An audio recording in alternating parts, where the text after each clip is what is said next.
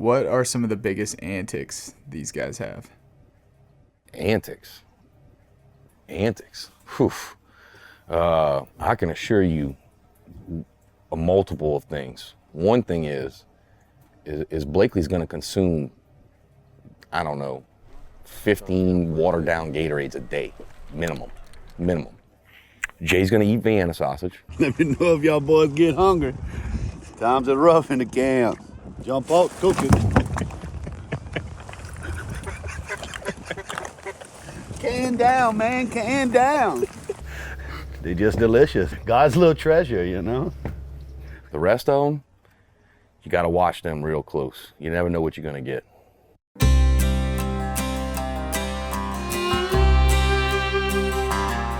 That mossy oak duck blind blends right in by the time they see it.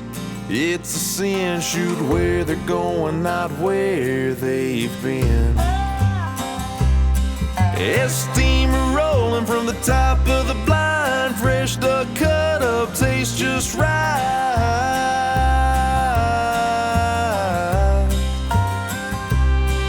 I love living life with my eyes to the sky.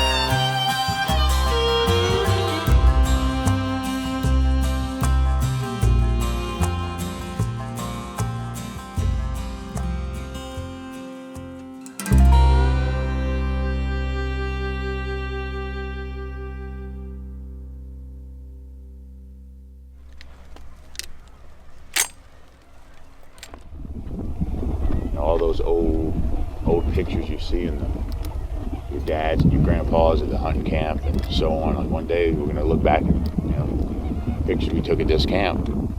Maybe our sons and daughters will look at those and go, it's that time they filmed that show. Remember that time they filmed that show? They talked about it for 20 years every Christmas. I heard the story a million times. I'm sick of that damn story. And them two yahoos over there beat us at cards last night, so they decided to let us hunt together this morning.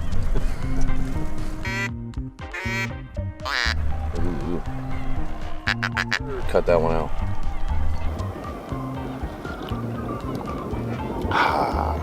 Ooh. Right in the decoys. Coming in. Get it. Nice shot.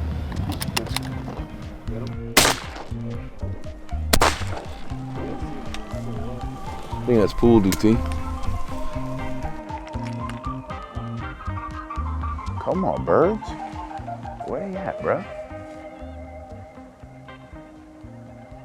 We're out in the marsh right now with this beautiful sunrise and just enjoying being in the outdoors. Go right here, Jay. Right here. On the left.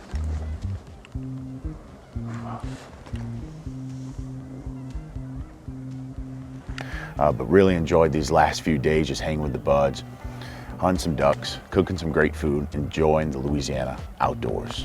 We got a big group.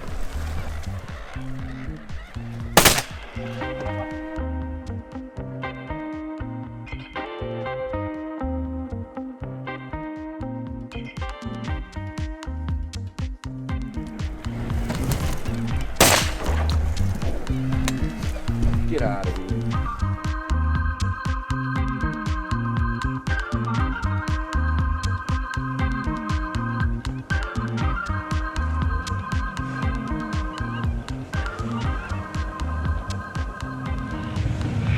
Sometimes that's all you get is a good sunrise. You want to cut it first? Why you chew on it? You're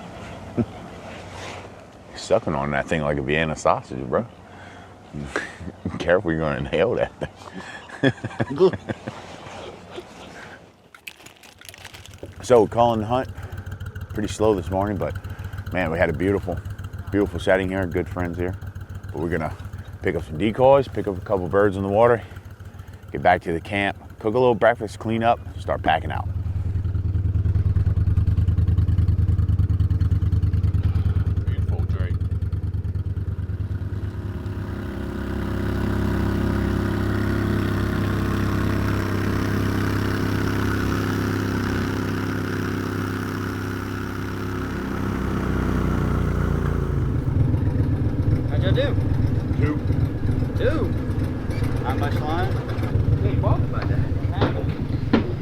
Y'all got a nice redhead too?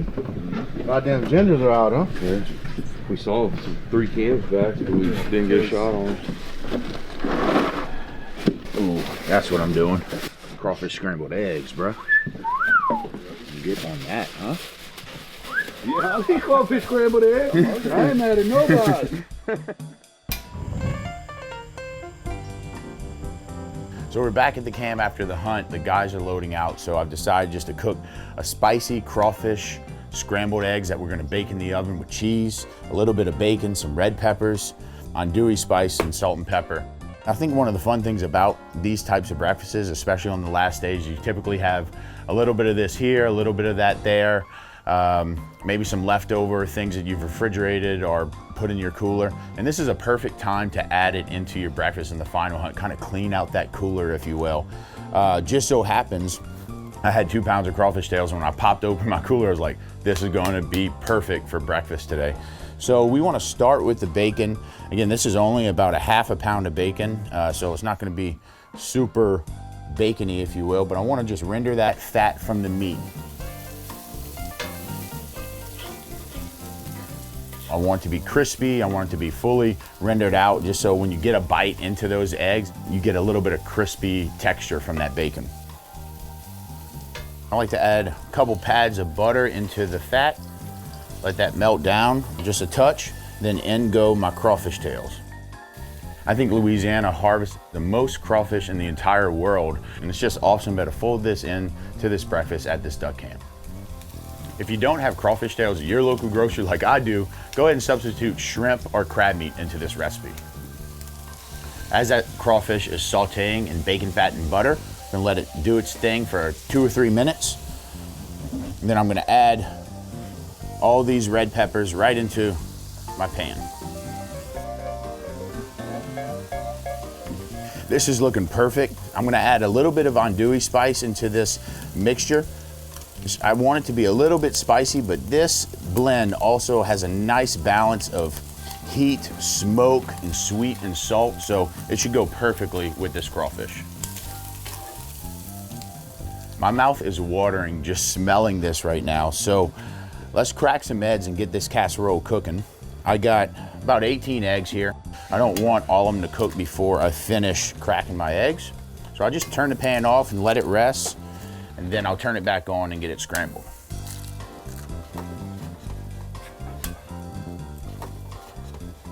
Eggs are in the pan. I like to season it with just a little bit of kind of salt and pepper blend, just right on top before I give them a scramble. And I also have 4 pieces of American cheese here. Now I like to use American cheese in a lot of my scrambled dishes because, you know, there's some water within the vegetable and in the crawfish and so on. American cheese especially actually helps bind all those ingredients together. We can turn this pan back on, and we're gonna give this about a medium heat and just give it a scramble. That oven is set to 400 degrees. And the reason why I like to bake it, because when it comes out the oven, I can then cut it and everybody can get a piece. Like I can do that and you almost just scoop it out with a spatula. Make sure everything is nice and even and dispersed. And then lastly, I have some Parmesan cheese that I'm just gonna grate over the top and just cover it completely.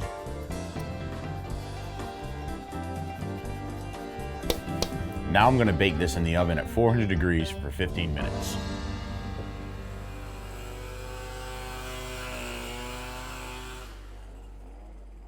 Breakfast is cooking, and while we wait for our last meal together, we also know that we are one step closer to heading home and sharing what we harvested from this land with our families back on dry ground. This baked spicy crawfish casserole is done. I can smell the brown cheese. The crawfish is sitting perched right on top of that casserole, the brown cheese all around. You get the crusty edges from the cast iron pan, the soft eggs with the crunchy red pepper, and a little spice from that blend. This sucker is ready to get cut into and devoured. Spicy, so, but look, I'm my first cheese pocket. Just get to it. It's smacking on my cheese. Man can't kill a man, but you find the cheese in that casserole.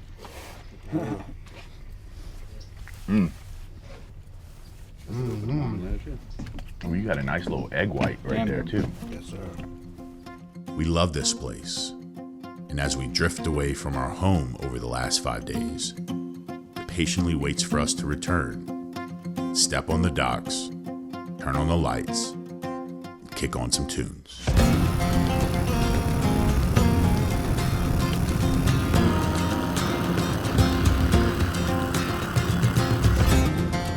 Can you imagine doing the same things that you did as a child?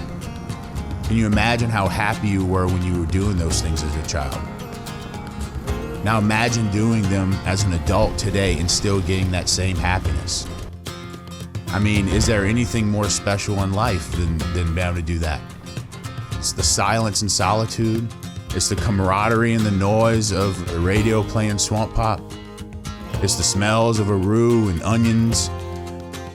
It's all those things that make this duck camp special.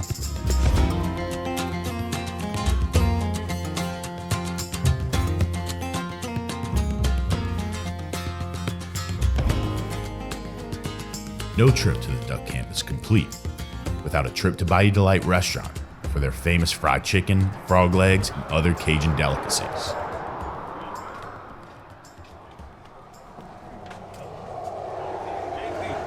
Here we go. Those of you who missed it, was the biggest show around. Some of it took place in the swamp and some on higher ground. Folks had come from miles around to the town of Thibodeau. They could not wait to participate in a Cajun rodeo. We wanted to open up a little chicken place, me and my partner, Miss Doris Marie Abramson, and we kept the name Bayou Delight because we was using all the delightful spices of Bayou cooking. Alligator and he's gonna get you. She's hot on your trail. Tonight she'll have for supper some black-finned alligator tail. This is Annie Miller. She was the first lady trapper down here, and she trapped snakes, eels, alligators, rats, muskrats, everything, raccoons, everything you can name. And she'd call those alligators and they'd come to the boat and they'd catch that chicken off the stick. So they got chicken on the stick. Yeah. It looks like alligator Annie. Hit me with a wing. Wing me. Thank you, ma'am. Wing me. You ever make your little wrap with the chicken thigh skin and then put the meat inside and then kind of give it a little... No, but that's a great idea. And over again. The water keeps on splashing, but that gator just can't win. Annie Miller produced tourism in this town. We are so proud of her. You know, she was something. Cajun all the way. She was a Cajun woman. I've been here, gonna be 40 years next year. 40 years we've been here. Best fried chicken in town. It's nice to eat a meal that I don't have to prep, I don't have to cook, I don't have to clean. Just play the tab and roll out. Hell of a time, Chef. I am beat right now, bro. Yeah, me too, but it When was I fucking worth it. sitting down and eating like that, and I just stood up and I was like, whoa. Might be the two Bud Heavies, you know. Well, you're still not used to being on hard ground either. That's them Bud Heavies. No, that ain't them Bud Heavies. All right, brother. Later. Till second split. Yep. This weekend, like every weekend, is just one chapter from this duck camp story. It's the end of the first split, and we'll use the next couple weeks to rest up before the crew gets back to shooting birds and stirring roux. All right. Well, I hope y'all enjoyed. Just always remember, John Paul, I've been carrying him since I first met him.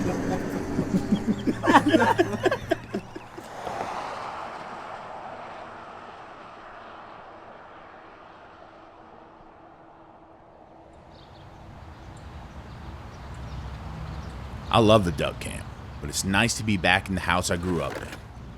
So we got our catfish out of the ice chest and on the cutting board, and I broke out the electric knife for this project because just good bit number of fish, and sometimes these catfish bones can be hard to cut through, but we'll see how it goes right here with this little bad boy. All right. An old fisherman on the docks of Bob's Marina gave us a great piece of advice when cleaning catfish. Using a sharp knife, cut a deep incision near the tail fin, all the way to the bone, and hold the catfish in ice water. This will bleed out the fish, resulting in a clean, pearly white flesh.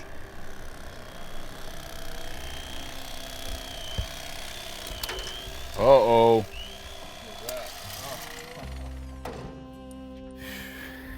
It just fell apart in my hands. So maybe the regular chef's knife is a better way to go when filleting these catfish. If you drive around here on holidays or weekends, you'll see the boiling pots on the driveway, you'll see the barbecue pits going, it'll be crabs or shrimp or crawfish. That's all a part of Cajun life. Growing up, I was constantly learning new things about food.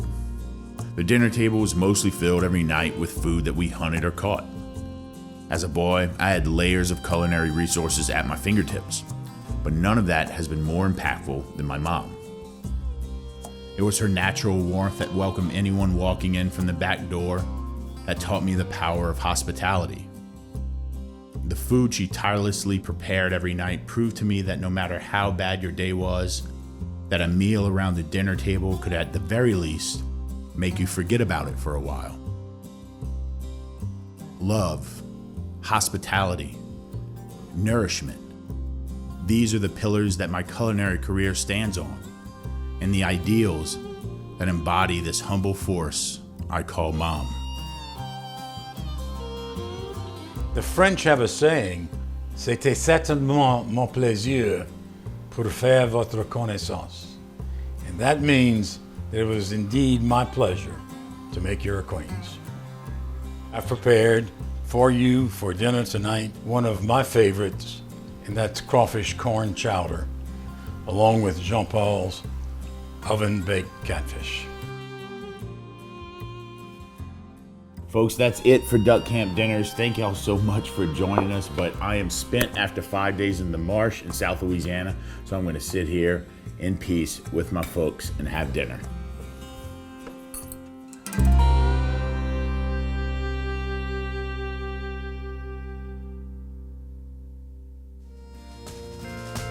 I'm American, I'm Cajun, and I'm proud. When I sing it to the world, I sing it loud.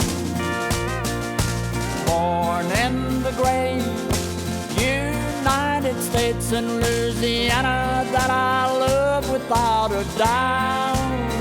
Where mom and papa raised and loved their children so. Where the rice and sugar cane and crawfish grow. It's the only place for me, and when I die, that's where I'll be. I'm American, I'm Cajun to my soul. Je suis fier comme je suis un Américain. Je suis fier tant comme je suis un cajun. Et chaque jour je suis content. Je suis un cajun, c'est dans mon sang. Merci mon Dieu, je suis un Américain cajun. Merci mon Dieu, je suis